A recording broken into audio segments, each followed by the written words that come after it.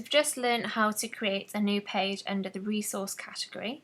So now we're going to create a new page under resources.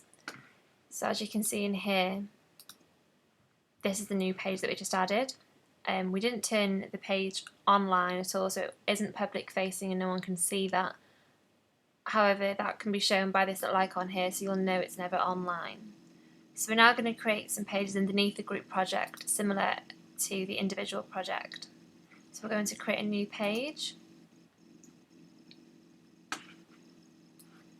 Give that page a name.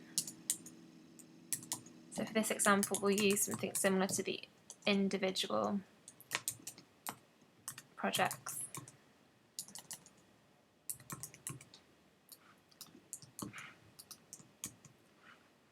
So now that we're going to create this page template, we want to sit under resource categories, so we'll give it the resource page template, and its parent page will be the group project. So here you can edit any content that you wish. Here you've got your bold icon, your italic, your underline. You can also insert an external link to a different website just by highlighting and pressing this, and you can edit and insert a link.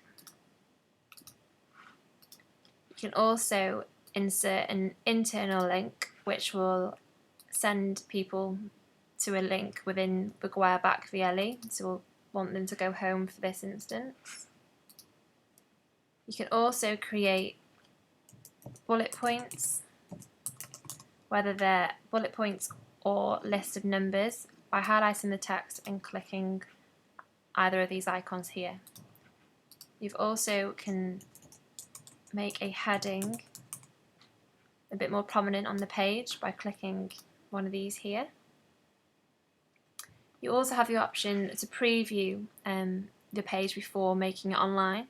So this is this one here, this little blue one on the top. So then we'd press the save icon here to save that. So this will now sit underneath group project. As you can see, it's now got children, and it's now got the two using sources.